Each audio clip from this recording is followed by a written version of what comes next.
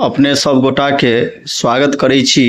ई माध्यमिक परीक्षा जे भेल है जकरा सेंटअप परीक्षा कहल जाइ छै 2025 के, से मैथिली विषय के यहाँ पर सॉल्व पेपर अर्थात प्रश्नोत्तर जे 100टा होइ छै से यहाँ पर प्रस्तुत कयल जा रहल है। तो अपने लोकनि ध्यान से देखब। तो पहिल प्रश्न है, कवि के पाठ्यांश में बूढ़ा शब्दक प्रयोग कयलनि अछि तो ब्रह्मा के निमित्त कयल गेल अछि। भारी भारी ढाकी फाँक जाइत छथि भांगक सुखों, अगर 62 प्रश्नक ए उत्तर भेल। तेसर के चित्रा कविता संग्रह के लिखने छथि तो वैद्यनाथ मिश्र यात्री जी लिखने छथि। वैद्यनाथ मिश्र यात्री के जन्म स्थान छनि तो हिनकर तरौनी जन्म स्थान छनि। पढ़ुआ काका करब काज जो नहीं हमरा सो बात विचार, इसका 2 उत्तर है। आरसी प्रसादक सिंहक जन्म स्थान छनि, इस अकर उत्तर सी भ गेल। लीलामय शब्दक अर्थ अछि लीला सो ओतप्रोत। सनातन मानव शीर्षक कविता छनि आरसी प्रसाद सिंह के छनि। पाथर में देवत्व उतारल चंद्रलोक धरि रोपी पयर हम, मेघदूत का मैथिली अनुवाद कयलनि वैद्यनाथ मिश्र यात्री। 11वां प्रश्न है, आगि भरल जिंदगी खंड काव्यक रचनाकार छथि, एकर उत्तर भ गेल ए। 12वां प्रश्न है, झरकल शब्दक अर्थ अछि, झरकल शब्दक अर्थ भ गेल झुलसल। 13, पाठ्यांश में धानक पात ... तो धानक गाछक पात है। एक साल में नक्षत्र होइत अछि 27टा होइत अछि। मार्कंडेय प्रवासीक निधन भेल 2009 में। आर्यावर्त दैनिक समाचार पत्रक संपादन छलाह जगदीश चंद्र झा जी छलाह। पाठ्यांश गीत में जहिया जहिया नहीं अमृत शील तथा पदार्थ। 18 ... में तिलकोर जका चतरल साहित्यक टाट पर। शहर जमीन पोथीक रचनाकार छथि वासुकी नाथ झा। पाठ्यांश आधार पर एखनहु लोक मिज्झर रहित अछि गाम में, ए एकर उत्तर है। जीव लेतै गाम एखनो, एकर उत्तर सी है स्वावलंबी। रानी मासु सुखा गेल छे भीतरक, शून्यक विराट नोनगर छोड़ी मन होइए। आकाश खसा देलक अछि, एहिठाम एकर उत्तर हो जात आकाश। 24वां प्रश्न के। 25वां प्रश्न है, नवीन चंद्र मिश्रक जन्म भेलनि 1930 में। दुर्गा सप्तशती प्रतीक थिक, शक्तिक प्रतीक थिक। युधिष्ठिर महाभारत में वयम पंचम किनका कहने, तो पांडव के लेल कहने। पाठ्यांश के अनुसार अनेकता में एकता के देश कहबैत अछि, भारत कहबैया। पारायण शब्दक अर्थ होइत अछि पूरा पाठ करब। मिथिलाक जनपदीय विकास पोथी के लेखक छथि वासुकी नाथ झा। नरेंद्र झा के पोथी छनि, पेशा की छनि तऽ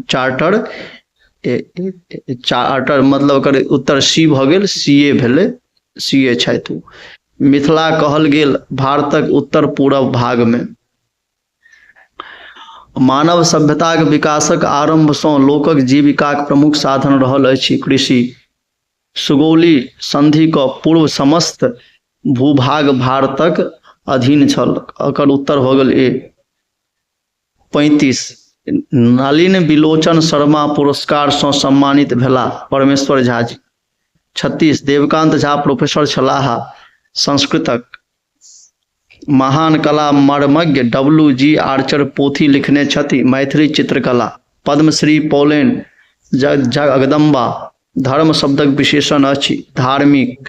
समाज शब्दक विशेषण अछि सामाजिक।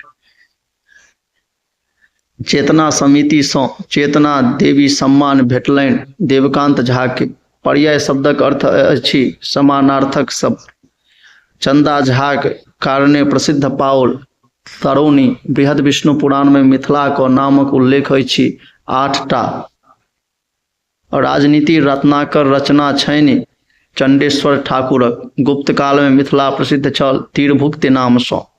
पुरुषोत्तम देवक कृति त्रिकांड शेष। विद्यापतिक जन्म शताब्दी मनायल जाइत 14म। चंदा झाक मूल नाम छनि चंद्रमणि झा। हीरा मोहन झाक समकाले अइलाहा। वैद्यनाथ मिश्र यात्री। पत्नी शब्दक पर्यायवाची होइए उक्त तीनों सहधर्मणि गृहिणी प्राणप्रिया। सरस्वती शब्दक पर्यायवाची अछि बीना पानी। आकर्षण शब्दक विपरीतार्थक अछि विकर्षण। बहिरंग शब्दक विपरीतार्थक अछि अंतरंग। पेटक आगि कहबैछ जठराग्नि। जठरा लगले जवाब फुरा जाय से कहबैछ प्रत्युत्पन्नमतित्व। गणेश शब्दक पर्यायवाची अछि उक्त तीनों गिरिजानंदन एकदंत गौरी सुती सबटा चिन्ह। बसात शब्दक पर्यायवाची अछि समीर। देवताक चढ़ाल गेल पदार्थ कहबैछ प्रसाद। छात्र के अध्ययन लेल जे टाका भेटै से कहबैछ अछि छात्रवृत्ति। हिमालय शब्दक उदाहरण अछि व्यक्तिवाचक। रूढ़ि शब्दक उदाहरण अछि हाथी। ई पोथी जकर छै से लऽ जाउ। एहि में सर्वनाम अछि संबंधवाचक। पुरुषवाचक सर्वनाम भेद अछि उक्त तीनों उत्तम पुरुष मध्यम पुरुष अन्य पुरुष। पीत शब्दक अर्थ होइछ पियर। अनिल आम खाइत अछि एहि में क्रिया अछि सकर्मक। माँ बेटी सँ पत्र लिखबैत छथि एहि वाक्य में क्रिया प्रेरणार्थक छनि। भूतकाल क भेद अछि छओटा। 6 जकर बुद्धि कुशक नोक सन तेज है से कहबैछ कुशाग्र बुद्धि।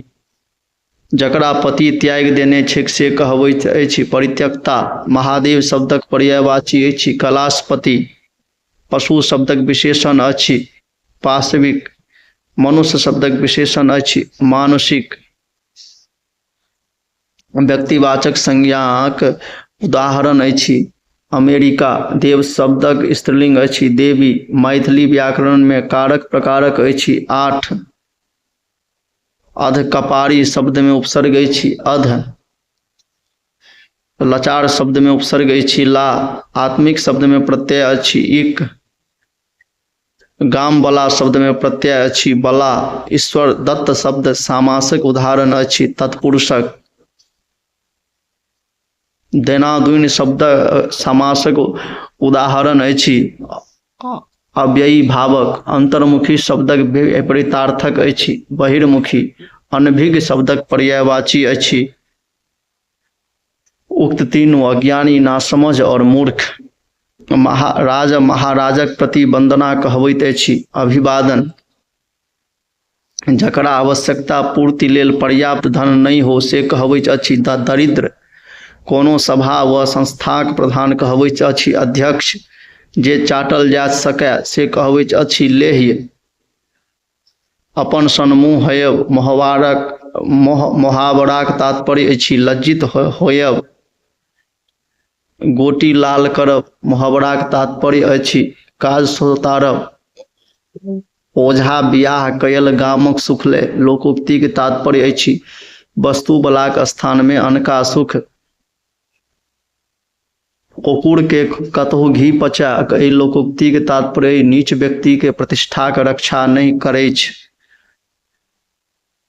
मूड़ी गोतब मुहावराक तात्पर्य अछि गौरवान्वित होइत। प्राण उड़ब मुहावराक तात्पर्य अछि घबराएब। गदहा गेलाह स्वर्ग तऽ छान लगला गेलहिन लोकोक्ति के तात्पर्य अछि थोड़बे गुण पर एतरायब। निष्कपट शब्दक संधि विच्छेद होइए निः कपट। रामायण शब्दक संधि विच्छेद होइए राम प्लस अयन।